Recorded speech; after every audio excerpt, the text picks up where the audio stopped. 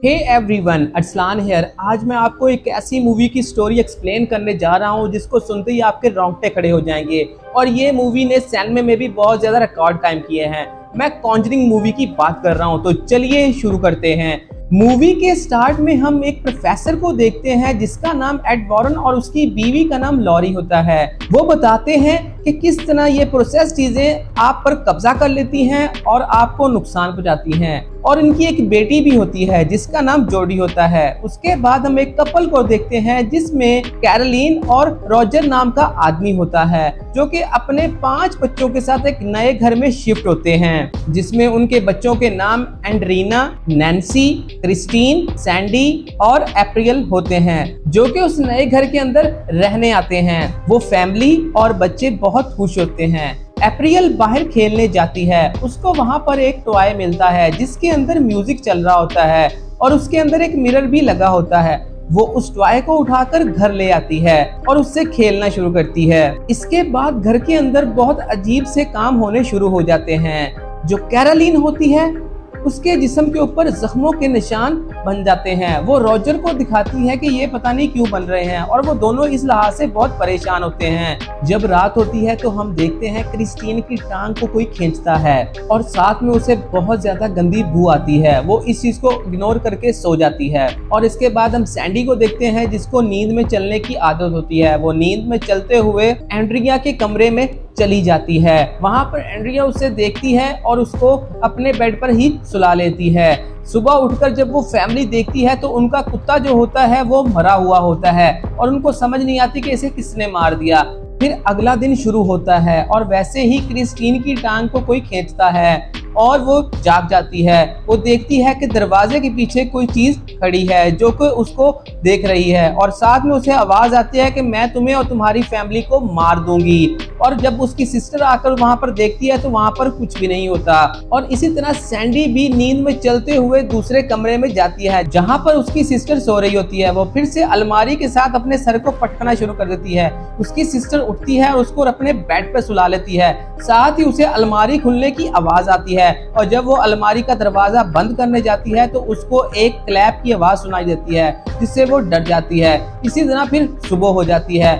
उनके घर के पास जो दरख्त होता है उसके ऊपर एक कबूतर बैठता है जो कि उसी दौरान नीचे गिरकर मर जाता है। ये रॉजर देख रहा होता है। रॉजर को इस बात पर बहुत हैरानी होती है। हम फिर से एड वॉरेन को देखते हैं जो कि एक रिपोर्टर को अपना घर दिखा रहा होता है। उनके घर में एक ऐसा रूम भी होता है जहां पर उन्हें मुख्तलिफ चीजों को रखा होता है जिसमें टॉयज, कुर्सी, बहुत सारी चीजें होती हैं जैसे वो म्यूजियम का एक हिस्सा हो।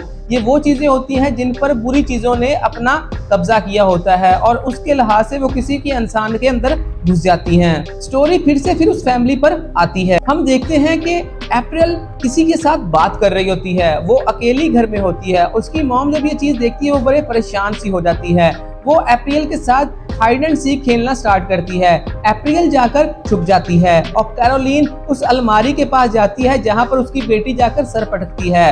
तो वो अलमारी खोलती है तो उसको उसमें अपनी बेटी नहीं मिलती। तो दूसरी तरफ से उसको अपनी बेटी की आवाज आती है और साथ ही अलमारी में से एक क्लैप की आवाज आती है जिसको देखकर कैरोलिन बहुत ज्यादा डर जाती है।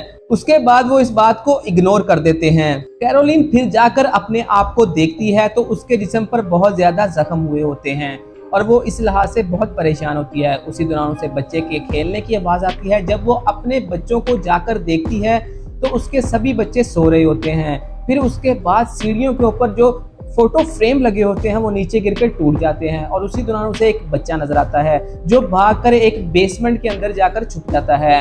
ये जब जाकर देखती है तो बेसमेंट का दरवाजा खुला होता है और ये भी बेसमेंट में जाती है। वहां पर कोई चीज ऐसी होती है जो कि एक बॉल को नीचे फेंकती है जिसको देखकर कैरोलिन बहुत ज्यादा डर जाती है और वो बेसमेंट से बाहर निकलने की कोशिश करती है। उसी दौरान बेसमेंट का दरवाजा बंद हो जाता है। दूसरी तरफ हम सैडी को देखते हैं जो कि फिर से नींद में चलते हुए अलमारी के साथ जाकर सर पटकती है और जो उसकी सिस्टर होती है वो उसको अपने बेड पर लिटा लेती है। उसी दौरान जब वो दोबारा अलमारी के ऊपर देखती है तो उसको एक चुड़ैल नजर आती है जिससे वो डर जाती है। उसी दौरान रॉजर बाहर से आता है और घर के अंदर से चीखते चलाने की आवाजें सुनकर बहुत ज्यादा परेशान होता है। वो सबसे पहले आकर अपनी बीवी को बेसमेंट से निकालता है और फिर बच्चों के पास जाता है। सुबह होते ही वो फिर उस प्रोफेसर से राब्ता करते हैं कि हमारे घर में बहुत अबनॉर्मल चीजें हो रही हैं, हम इन चीजों से बहुत ज्यादा परेशान हैं। तो वो कहते हैं कि हम आपके घर के अंदर रिकॉर्डिंग करेंगे और उसके बाद हम चर्च जाकर इस चीज की अप्रूवल लेंगे कि जो हमने आगे काम करना होगा। तो वो इस चीज पर मान जाते हैं। वो अपने दोस्तों को कॉल करते हैं जो कि कैमरा वगैरह लेकर आ जाते हैं और पूरे घर के अंदर मुख्तलिफ जगह पर कैमरेस लगा देते हैं। पहली रात तो कुछ भी नहीं होता। अगला जब दिन होता है तो हम देखते हैं एड वॉरन और लॉरी जब उनके घर का मुआयना करते हैं तो उनको एक बच्चा नजर आता है और साथ ही उनको एक औरत भी नजर आती है जो कि उस बच्चे की माँ होती है। और उसके बाद एक पेड़ के ऊपर फांसी से लटकी हुई लाश भी नजर आती है जो कि बाथशेबा की होती है। और ये चीज लॉरी देखकर बहुत ज्यादा डर जाती है, पर वो उस फैमिली को नहीं बताती। और साथ में उसे ये भी पता चलता है कि उनके बच्चों के साथ भी बहुत सारी चीजें अटैच हैं जो कि 24 घंटे इनके साथ रहती हैं। वो उनकी फैमिली को ये बताते हैं कि अगर आप यहाँ से चले भी जाएं तो ये चीजें आपके साथ ही रहेंगी। जब वो घर जाते हैं तो वो एड वॉरन को बताती है कि मैंने इस चीज पर तहकीक की है, मैंने देखा है कि वहां पर एक आदमी रहने के लिए आया था और उसकी बीवी जो थी वो काला जादू करती थी। उसने काला जादू करके अपने बेटे को भी मार दिया था और उसके बाद वो पागल हो गई और उसने खुद को फांसी ले लिया और उसकी रूह वहां पर भटक रही है जो कि बाथशेबा के नाम से है। और उसके बाद एक और फैमिली वहां पर रहने के लिए आती है जिसमें एक औरत होती है और उसका बेटा होता है जो कि स्विमिंग पूल के अंदर डूबकर मर जाता है और उसकी माँ अपना गला काट कर मर जाती है। और उसके बाद एक नौकरानी की भी उस घर के अंदर हत्या होती है। लौरा जब सुबह देखती है तो वह कपड़े को उड़कर एक इंसान के ऊपर जाकर चिपक जाता है जो कि एक्चुअल में कोई इंसान होता ही नहीं। उसके बाद वो विंडो पर जाता है। हम देखते हैं कि विंडो के अंदर एक बच्चा खड़ा होता है और जो वो बाथशेबा होता है जो कि कैरोलिन के ऊपर अपना कब्जा कर लेती है और घर के अंदर अबनॉर्मल चीजें होना स्टार्ट हो जाती हैं। जैसे ही रात होती है तो सैडी नींद में चलते हुए रूम में जाती है और रूम में जाने के बाद दरवाजा लॉक हो जाता है। सभी उस दरवाजे को खोलने की कोशिश करते हैं और जब वो दरवाजा तोड़कर अंदर जाते हैं कोई भी नजर नहीं आता और कैमरे के अंदर रिकॉर्डिंग भी स्टार्ट हुई होती है और साथ में तस्वीरें भी खींची जा रही होती हैं। वहां पर उनको दीवार के पीछे एक खुफिया रास्ता नजर आता है जिसको वो तोड़कर देखते हैं तो अंदर सैडी बैठी होती है जो कि बेहोश होती है। वहां पर एप्रियल भी उन्हें बताती है कि रोडी भी यहाँ पर आकर छुपता है। ये रोडी वही बच्चा होता है जो कि तालाब के अंदर डूबकर मर गया था। जब वो उसको नीचे लेके आते हैं तो सैंडी के ऊपर एक ताकत कब्जा कर लेती है, उसके बालों से खींचकर उसे पटक पटक कर मार रही होती है। ये बड़ी मुश्किल के साथ उसके बालों को काट कर उसको बचाते हैं और फिर से घर से बाहर आने की कोशिश करते हैं। अब उनको पक्का यकीन हो चुका था कि यहाँ पर कुछ चीजों का असर है और वो उससे बदला लेना चाहती हैं। और साथ ही लॉरी कैरोलिन और रॉजर को बताती है कि वो माओ पर असर करती है ताकि माएं अपने बच्चों को मार दें और उसको बलि चढ़ा दें। लॉरेन जब उस खुफिया जगह पर जाकर चेक करती है तो वहां पर उसे कुछ खिलौने नजर आते हैं जो कि रोडी के होते हैं। वहां पर लकड़ी का एक पीस टूट जाता है और लॉरी नीचे बेसमेंट में गिर जाती है। वहां पर रोडी की उसे माँ बताती है कि इसने मुझ पर कब्जा करके मेरे बेटे को मेरे हाथों कत्ल करवा दिया और साथ ही बाथशेबा उस पर हमला कर देता है। लॉरी ने अपनी गर्दन के अंदर एक नेकलेस पहना होता है जिसके अंदर उसकी बेटी की तस्वीर होती है। बाथशेबा उससे वो नेकलेस छीन लेता है और बड़ी मुश्किल से वो जान बचाकर बेसमेंट से बाहर आ जाती है और वो उस घर को छोड़कर वहां से चले जाते हैं। अब उनके पास रिकॉर्डिंग भी थी और वीडियो भी थी और साथ फैमिली भी कार में बैठकर चली जाती है। ये जाकर अपने पादरी को ये चीज दिखाते हैं और उनको अगला अमल करने का कहते हैं। वो पादरी उनसे कहता है कि अप्रूवल के लिए अभी टाइम लगेगा।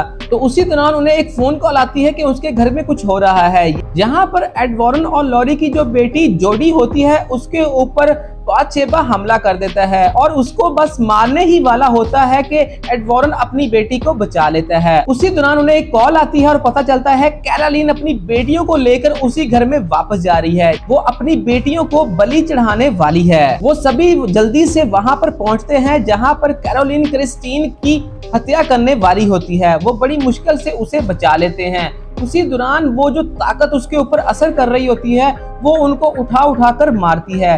ये कैरोलिन को पकड़कर वहां से बाहर निकालने की कोशिश करते हैं, पर वो जो चीज होती है वो उसे बाहर नहीं आने देती। लॉरी उन्हें ये कहती है कि अगर हम इसको बाहर लेके गए तो ये इसको मार देगी, हमें यहाँ पर ही सभी कुछ करना होगा। तो वो वहां पर उसे कुर्सी पर बांधकर अपना अमल जारी करते हैं। वो जैसे जैसे पढ़ कर उसको फूंकते हैं तो वो मुख्तलिफ हरकतें करना शुरू कर देती है। बादशेबा उसके ऊपर मुकम्मल तौर पर कब्जा कर लेती है और उसकी कुर्सी को हवा में उड़ा देती है। जैसे ही कुर्सी हवा में आती है तो वो पटक कर उस कुर्सी को तोड़ देती है और उसके बाद क्रिस्टाइन को मारने के लिए भागती है और वो बेसमेंट में जाकर छुप जाती है। वो सभी बड़ी मुश्किल के साथ उसका पीछा करते हुए उस तक पहुंचते हैं। वहां पर एड वॉरन अपना काम जारी रखता है और जो लॉरेन होती है वो उसके सर पर हाथ रखकर उसके साथ बच्चों का बताया हुआ टाइम याद दिलाती है ताकि वो शांत हो सके और उसका अमल पूरा हो सके। बड़ी मुश्किल के साथ जब अमल पूरा हो जाता है तो बादशाह उसकी जान छोड़ देता है। पूरी फैमिली पुरसुकून हो जाती है और यहीं पर ये मूवी खत्म हो जाती है। इस तरह की मजीद मूवीज देखने के लिए हमारे चैनल को सब्सक्राइब करें, कमेंट बॉक्स में कमेंट करें अगली कौन सी मूवी की स्टोरी आप सुनना चाहते हैं और साथ ही लगे बेल आइकन को भी दबा दें ताकि हर आने वाली वीडियो की नोटिफिकेशन आपको मिलती रहे।